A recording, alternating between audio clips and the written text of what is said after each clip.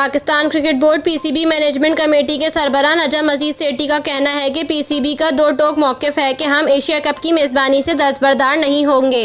नजम सेठी ने कहा कि एशिया कप के लिए जो फैसला होगा इसके असरात वर्ल्ड कप पर भी पड़ेंगे। उन्होंने कहा कि अगर एशिया कप के मैच भारत तीसरे मुल्क में खेला तो हाइब्रिड मॉडल वर्ल्ड कप में पाकिस्तान के लिए भी होगा।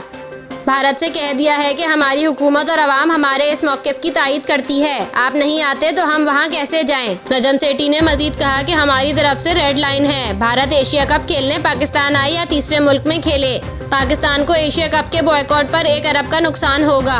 उन्होंने कहा कि दूसरी जानिब वर्ल्ड कप में भारत जाने से इनकार पर आईसीसी से ताल्लुकात मुतासर होने का खदशा है। लेकिन भारत को दो टोक कहा है, हुकूमत अगर पाकिस्तान जाकर खेलने से मना कर रही है तो तहरीरी सबूत दे।